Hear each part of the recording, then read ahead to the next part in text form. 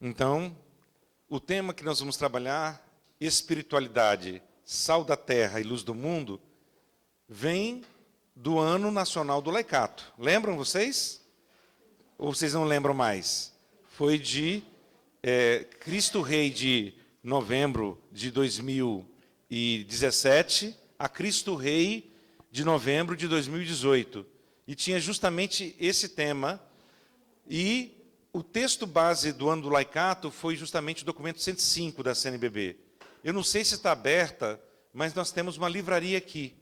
Quem não tem esse documento, é importante que tenha, porque ele realmente é a base fundamental para o desenvolvimento de várias das inserções que teremos aqui, mas particularmente no capítulo 3º, todo o detalhamento daquilo que eu vou aqui abordar tem a sua origem nele. Então, queria já deixar esclarecido sobre essa importância. E o documento 105, então, deve estar em torno de R$10. A gente pode dar uma choradinha e fazer um preço mais adequado. Se de tudo não tiver, então eu vou mobilizar para que nós possamos trazer, porque às vezes nas livrarias o que já ficou para trás, mas é documento da CNBB, continua válido e por isso a referência é importantíssima. E eu queria trabalhar aqui com vocês, antes de entrar propriamente, o que é espiritualidade. Espiritualidade. Quem arrisca? O que é espiritualidade? Por que a gente falou daqueles valores? Lembra dos valores da apresentação de cada um? Quem lembra os valores que saíram aqui? Boa vontade, que mais? Alegria, coragem, paixão, justiça, gentileza, empatia, amor, afeto, realidade. O que é isso? Nossa Senhora! Ou seja, ter as mesmas atitudes de quem te segue. Então, espiritualidade tem a ver com vida ou com viver. Então, espiritualidade, muitas vezes, tem pessoas que dizem que espiritualidade é só oração. Oração faz parte da espiritualidade? Sim, mas não é só oração, é também ação. É também cotidiano. O que a gente fala em políticas públicas? Quer conhecer alguém? Dê poder para ela. Porque, quando a pessoa tem poder, ela revela quem ela realmente é. Então, espiritualidade é viver o segmento, no nosso caso, de Jesus Cristo, em todos os momentos da nossa vida. Nos momentos bons e nos momentos ruins. É viver animado por esse espírito. Se vocês forem procurar espírito no Aurélio, ele pode até significar cachaça. Espírito de vida. Então, muita gente se anima com muitas coisas. A gente fala que a nossa animação, aquilo que nos impulsiona para estar comprometidos com políticas públicas, vem dessa pessoa aqui.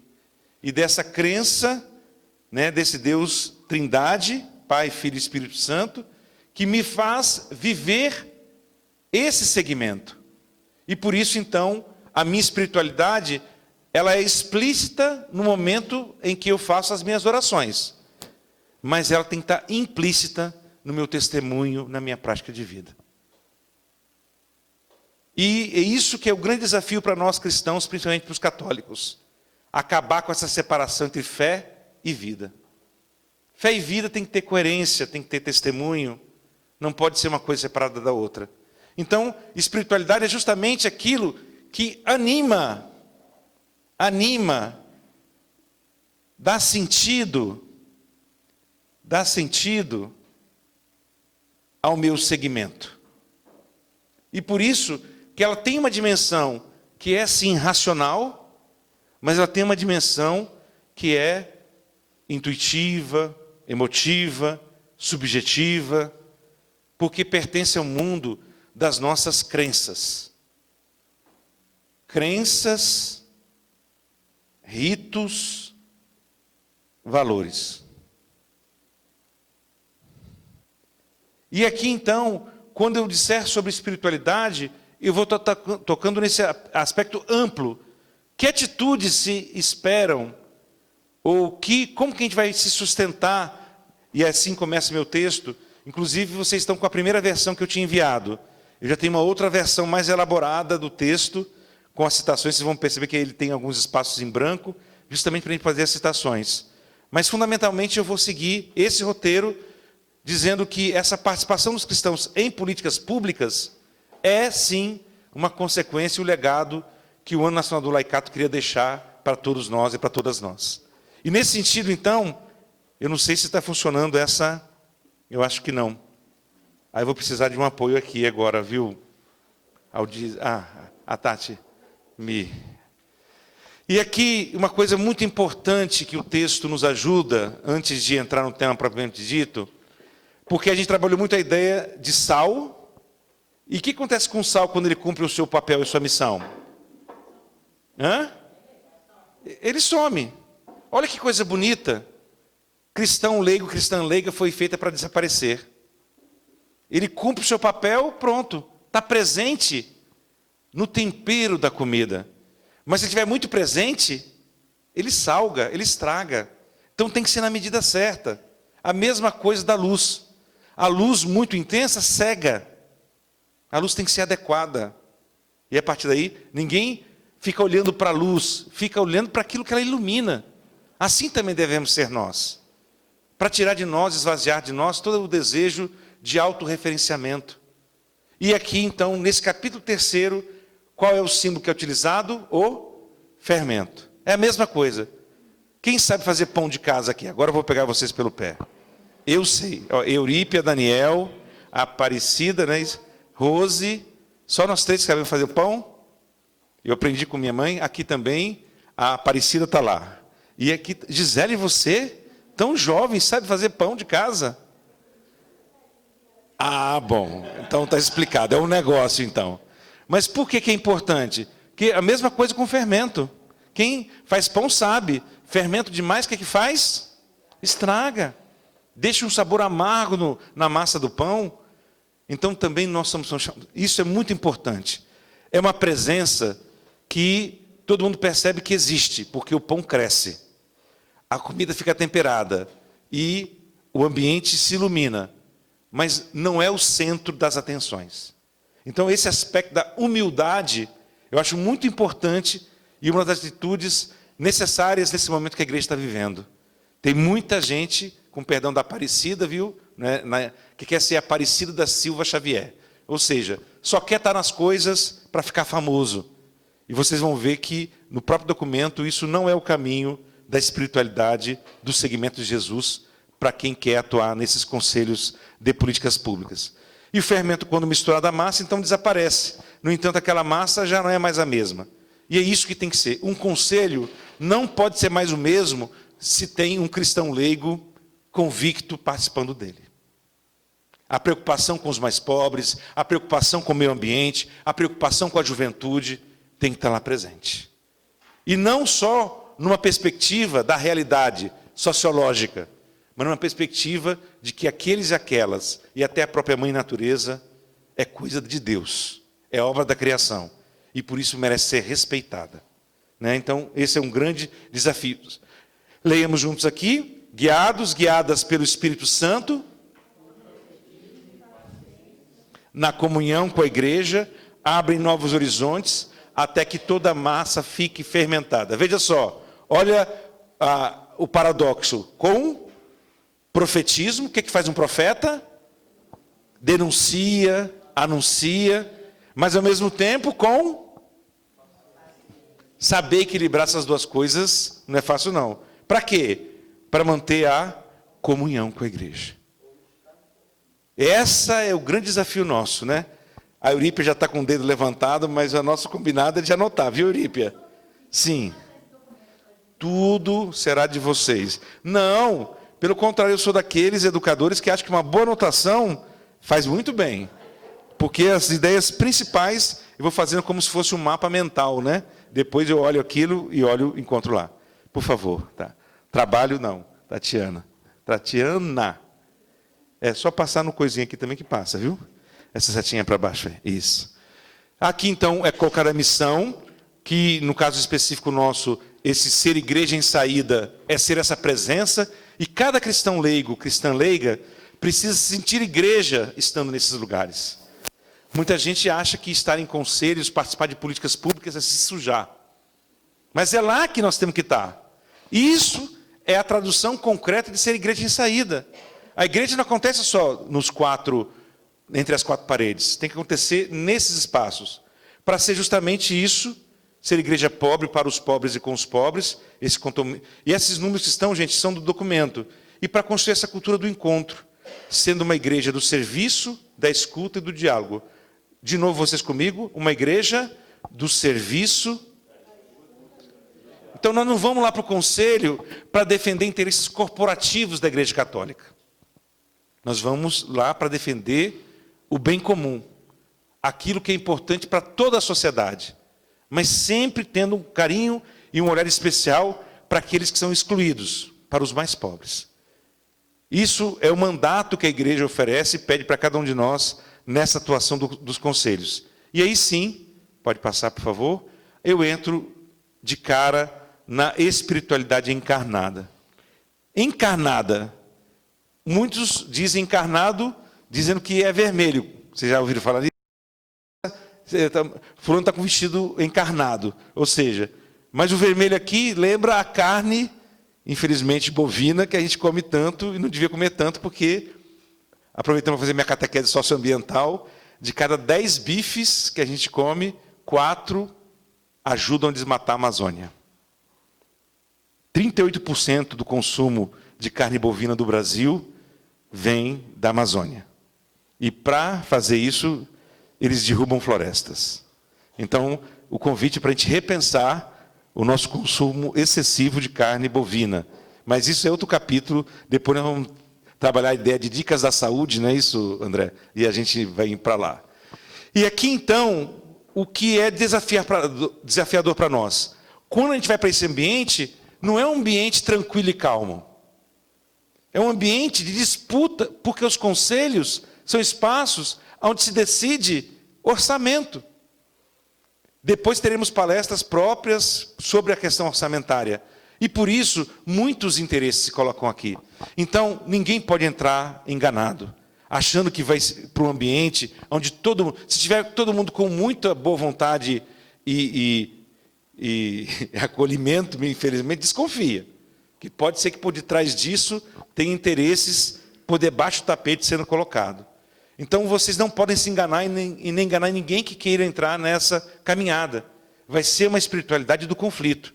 Por isso que a gente não pode querer um Cristo, vamos lá, sem carne e sem a cruz.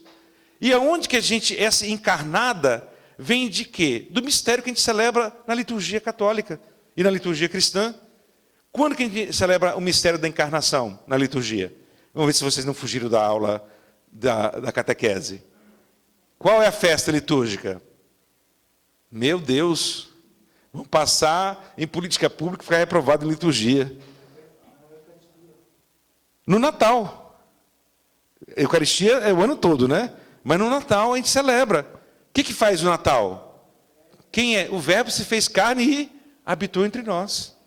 O Advento se preparando. Só que a gente tem uma visão tão distorcida de Natal que a gente nem lembra. É uma das principais festas litúrgicas.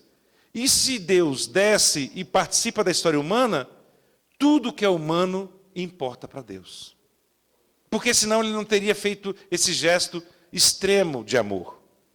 Por isso que a gente pode, com isso, tirar uma decorrência clara para a nossa espiritualidade.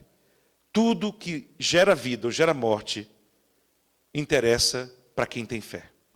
Por isso nós temos que estar lá em defesa da vida, nesses vários ambientes e espaços. Essa é a parte que nos cabe, que é a cruz. Porque aí sim, conforme o seu posicionamento, e quase sempre a gente vai contra a corrente, nós vamos ser difamados, vamos ser perseguidos. E o cristão tem que estar pronto para dar razões de sua esperança. Então é muito importante, porque isso não sou eu com a experiência que tenho, caminhada, que estou falando. É o documento da igreja, que nos serve de orientação nesse campo da espiritualidade. E aqui tem as duas pernas sem as quais um cristão, uma cristã, e se a pessoa for cadeirante tem que ter duas rodas, então aí já faço aplicação para não ficar ninguém excluído, né? Que a gente tem que ter para se equilibrar. O que são? Palavra de Deus e Eucaristia. Então é fundamental, a animação que a gente faz durante o ano do laicato, e que a gente agora traz também, é que um cristão que participa e tem uma vida de muito ativismo, que é muito apaixonado, como nós falamos, tem que ser ainda mais de muita oração. Porque é isso que sustenta. E para isso tem que frequentar a palavra de Deus diariamente. Nossa, Daniel, como é que eu faço? Eu não tenho tempo. Quando a gente tira tempo para essa escuta, a gente vai construindo. Eu quero contar a minha experiência com a família. Eu trago isso desde o meu tempo de juventude, pela minha participação na igreja. Nunca fui nem seminarista, nem candidato à vida religiosa. Sempre um cristão de comunidades, da caminhada da pastoral da juventude, mas sempre cultivando muito a questão da oração. Porque aí que a gente percebe os desafios. Me casei, a esposa vinha de uma experiência de catequese mais tradicional, não tinha prática da leitura diária, fui cultivando. Comecei a cultivar que todo dia a gente lesse o Evangelho junto. Depois, com as filhas, os filhos. E hoje a gente consegue rezar o ofício todo em casa. No carro, do celular, e ter em todas as refeições as nossas orações. São gestos pequenos, mas a gente tem que ter dedicação. Ninguém conquista um hábito novo sem se dedicar 66 dias, viu, gente? Anotem aí. Se você quer incorporar novos hábitos, você tem que se dedicar a eles 66 dias. É uma das correntes da psicologia que afirma essa diretriz, ou seja, exercitar, fazer os exercícios para que a gente possa, então... E às vezes agora, a minha própria esposa, quando a gente está fazendo a leitura, ela fala, precisa gritar não, Deus. Porque às vezes Deus está falando exatamente aquilo que a gente precisa, é o remédio certo, na hora certa, para a nossa própria vida. Então eu convido vocês a fazerem também essa experiência. Os salmos é a oração de quem é gente. O povo da Bíblia, o povo de Deus, não era gente especial não. Era gente como nós, às vezes cabeça dura, que tropeçava, que levantava, mas que tinham essa fé e essa confiança nesse Deus da vida. E nesse sentido, então, tudo isso, diariamente, culmina na Eucaristia, e aí, eu que tenho acompanhado pela Repam, somos assessores nacionais da Repam, o desafio do acesso à Eucaristia nas regiões longínquas, né? Mas para muitos de nós isso não é problema, mas para muitos é um problema muito sério, porque quase não tem esse acesso.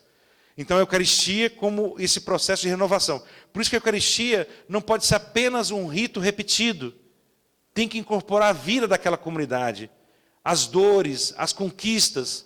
Tudo isso tem que ser colocado junto ao pão e o vinho e ser transformado efetivamente na recordação do grande mistério desse amor total que Deus tem por nós. Então, a importância da inculturação da liturgia em cada ambiente, seja urbano, seja... Então, o cristão que atua em políticas públicas, muitas vezes sente um excluído na hora de participar das celebrações da igreja, que parece que a sua fala é uma fala só de política. Às vezes nem o padre não deixa nem na hora dos avisos convidar para audiência pública. Mas se está lá pela igreja, como isso não é possível? Então nós temos muito a avançar, a construir, e vocês, cada um de nós que somos batizados, temos mandato pelo nosso batismo de sermos igreja. E por isso temos que dialogar, construir, conquistar esses espaços para que a vida de quem sofre num conselho também seja celebrada na Eucaristia da comunidade. A nossa vida, a luta de quem é do sindicato, de quem está numa associação de trabalhadores, de quem está no movimento estudantil, quem está numa ocupação, tudo isso precisa ser levado para a Eucaristia, para ser transformado e redimido. E nesse sentido, então, a ideia da oração e contemplação, durante não só esses momentos privilegiados, mas no todo. Por quê? Para a gente cuidar dessa integralidade da nossa consciência, porque senão as coisas vão começando a ficar rotina. Ai, mais uma reunião do conselho, oh meu Deus do céu. Aí você vai como se fosse um boi para o matadouro. Se você não contempla, Que missão é essa que eu estou cumprindo nesse conselho? Então, é dar sentido, né, a esse compromisso e às atividades. Porque assim elas nos levam ao encontro com Deus. E Deus não está só aqui na igreja. Ele está lá, pedindo para ser libertado nas políticas públicas. É em nome dessas pessoas que não têm voz, que não têm vez, que nós estamos nos conselhos. E a gente tem que se sentir mandatário dessas dores do nosso povo. Para que a vida nova, então, como eu estava dizendo, já antecipei, o batismo é a fonte desse sacerdócio comum, segundo o Vaticano II, onde nós somos chamados a viver e a transmitir essa comunhão com a Trindade. E por isso, a espiritualidade encarnada, a espiritualidade de sal da terra e luz do mundo, ela tem que ser uma espiritualidade, leiam comigo, integral. Ou seja, onde inclua, leio aqui, conversão pessoal, uma vez só na vida? Todo dia.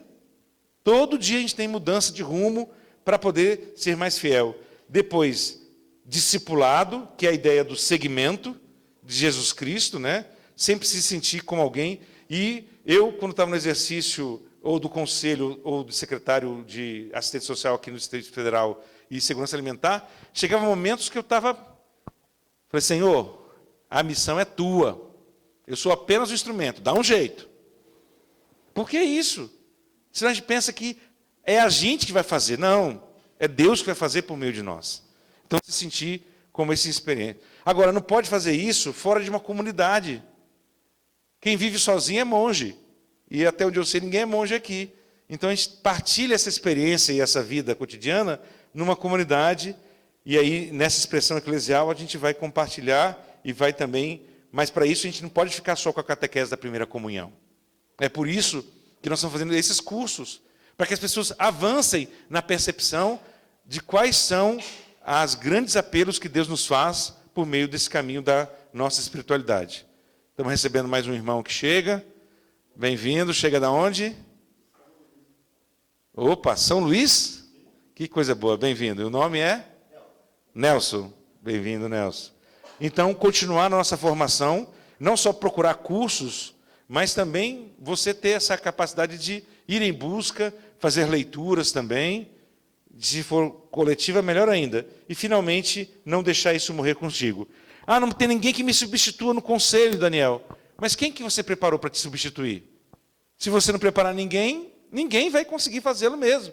E se conseguir, pode ser até melhor do que você no conselho. Mas a gente tem que trabalhar para ser substituído. Também essa perspectiva é a perspectiva missionária aqui dentro.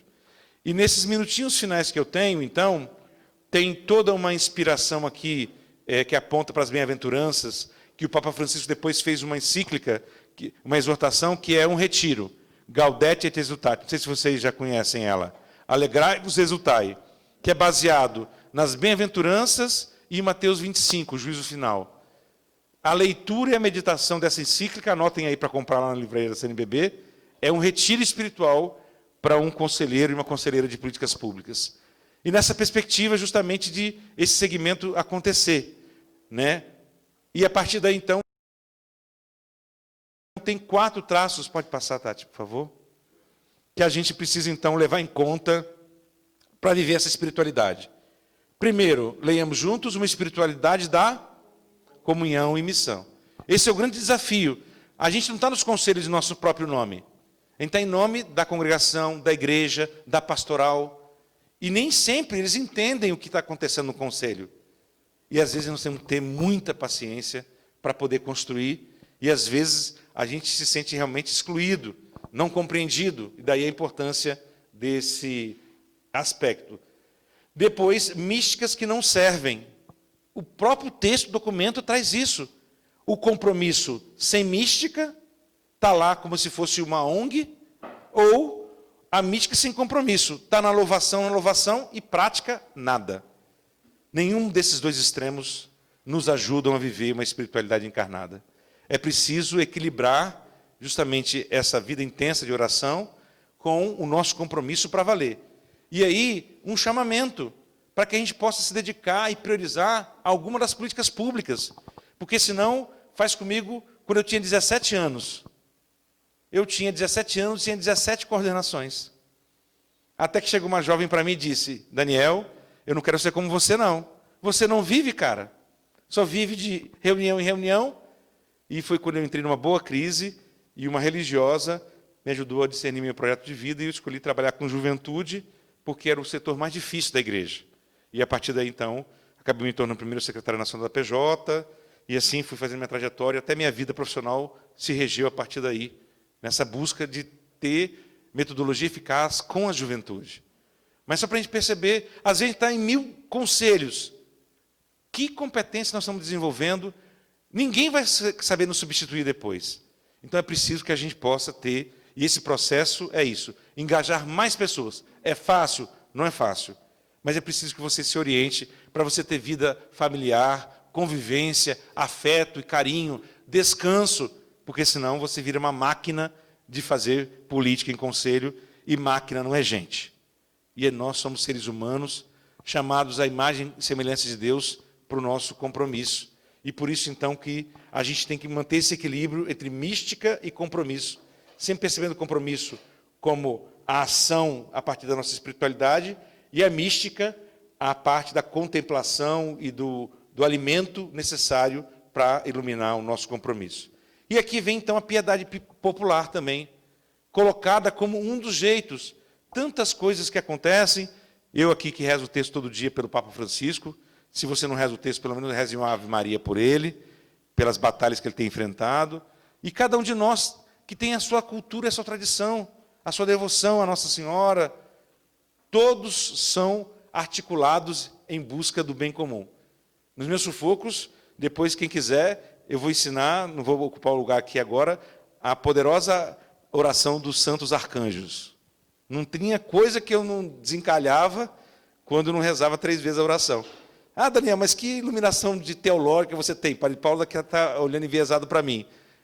Mas é da minha piedade, é da minha tradição. E eu tenho fé. E isso é que transforma. Então é importante que, mesmo sendo pessoas extremamente racionais, nós não percamos a pertença do povo. Nós saibamos participar desses momentos em que o povo celebra a sua dor, a sua esperança, as suas vitórias, e assim a gente vai fazendo parte dessa história. Então, muito interessante que a gente possa caminhar. E, finalmente, aquilo que eu comecei falando sobre espiritualidade encarnada, ser sal e luz. Não, leiam comigo, ao mundanismo espiritual. Ou a ideia de ser famoso porque é uma pessoa comprometida e começa, então, a ter jantares importantes, ser convidado pelo bispo para ir na casa dele, e fica todo cheio, arrogante, de salto alto, como a gente diz. E aí, cadê o povo? Esquecido. Então, o Papa Francisco chama muito a nossa atenção. Quem quiser fazer sucesso, não venha para a igreja. Isso é um valor que é da sociedade de consumo. Na igreja nós estamos para o serviço. Esse é um grande chamamento para os tempos de hoje, onde às vezes o que vale mais é a imagem do que realmente a efetividade das ações que as pessoas fazem, né? Então, essa é uma primeira abordagem, dentro do tempo que nós temos aqui de meia hora de uma provocação inicial, e agora, então, a gente podia fazer algumas falas. Tem muita coisa aí pela frente, as formas de fazer o testemunho e tudo mais, mas eu gosto de ser disciplinado no tempo para a gente poder, então, dar oportunidade também de ouvir vocês, de escutar vocês e aí conversar. Que desafio!